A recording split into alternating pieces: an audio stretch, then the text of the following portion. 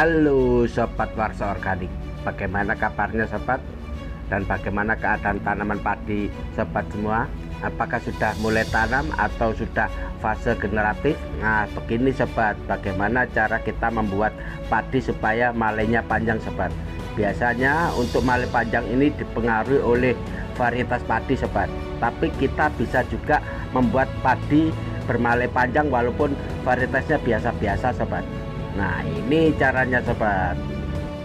Pertama kita tentukan varietas padinya Sobat, seperti varietas tunggal Sobat. Ini biasanya malainya pendek Sobat. Bagaimana untuk memperpanjang malai Sobat? Nah ini caranya Sobat. Nah ini dimulai saat kita tanam awal Sobat. Nah istilahnya tandur. Nah tandur ini kita buat jajar legowo Sobat. Utamanya jajar legowo 21 Sobat, seperti ini Sobat. Untuk tanam jajar legowo 21 ini Sobat, yang kita atur adalah jaraknya Sobat. Jadi jarak baris memanjang ini Sobat, kalau bisa ini 20 atau 25 cm Sobat. Kalau bisa ya lebih panjang Sobat, atau paling tidak 25 cm Sobat. Dan jarak untuk antar barisnya Sobat, ini kalau bisa 30 atau 35 cm Sobat, diperpanjang sedikit ya Sobat.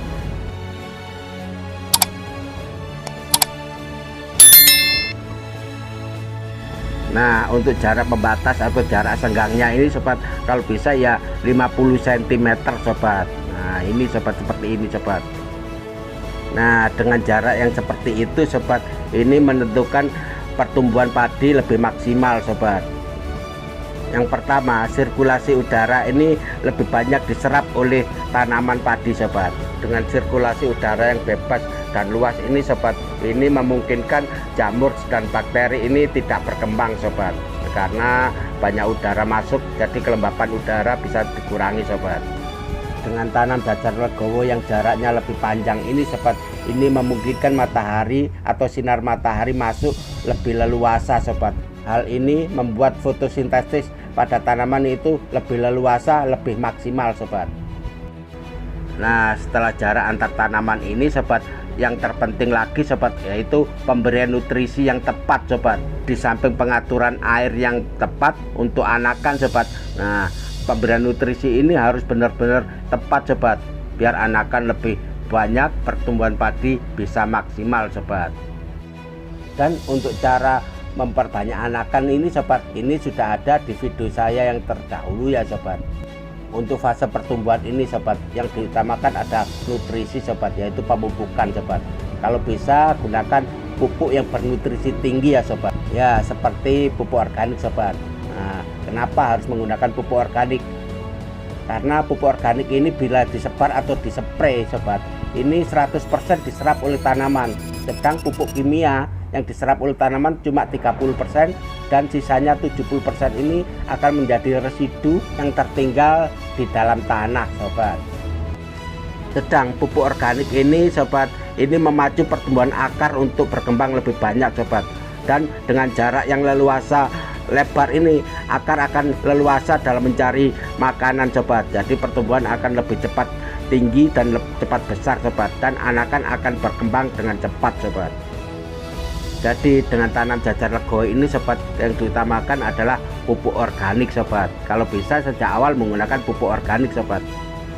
Sebab dengan pertumbuhan akar yang semakin banyak karena pupuk organik ini Sobat, ini membuat padi leluasa mencari makanan lebih banyak Sobat untuk perkembangan dan pertumbuhan padi Sobat.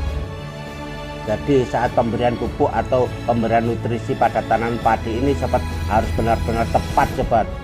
Apalagi di fase peralihan Sobat, yaitu fase vegetatif ke fase generatif Sobat. Nah ini harus benar-benar terpenuhi dengan baik nutrisinya ya Sobat. Nah, terutama di saat akan menjelang padi di masa bunting dan masa pengisian bulir Sobat, ini harus benar-benar terpenuhi dengan baik nutrisinya Sobat. Kesimpulannya ya Sobat, dengan pupuk organik ini Sobat, ini memungkinkan untuk pertumbuhan akar yang lebih banyak Sobat. Nah untuk jarak tanam yang panjang ini, yang lebar ini memungkinkan akar lebih bergerak keleluasa untuk mencari makan sobat. Nah ini juga mempengaruhi pertumbuhan padi, juga mempengaruhi perkembangan male sobat. Male juga bisa menjadi lebih panjang sobat, dengan nutrisi yang berlebih sobat. Nah untuk penggunaan pupuk organik ini sobat, ini tergantung sobat petani semua. Kalau bisa gunakan pupuk kompos untuk pupuk dasar sebelum tanam sobat. Nah setelah tanam itu kalau dilakukan sejak awal sobat, ini harus dilakukan dengan pupuk organik sobat. Tinggal menggunakan POC sobat, yang selalu dispray setiap minggu atau setiap 10 hari sekali sobat. Jadi rutin ini sobat dilakukan, misalkan setiap 10 hari sobat. Untuk penggunaan pupuk organik cair ini sobat, ini tergantung sobat semua ya. Banyak nih pupuk organik cair di kios-kios pertanian atau di sosial media atau di toko-toko online sobat. Nah kalau saya sih sobat, karena sudah sering menggunakan pupuk organik cair, yaitu saya menggunakan POC dari sari luhur sobat, yaitu POC sari luhur sobat. Nah inilah bentuknya POC sari luhur yang saya gunakan sobat, seperti ini sobat. Tinggal tuang di air langsung spray sobat. Ini fungsinya banyak sekali sobat, sebagai pestisida juga sebagai pupuk sobat. Jadi tidak usah menggunakan obat pestisida lagi sobat. Nah bagaimana menurut sobat semua? Nah, semoga video ini bermanfaat bagi sobat semua.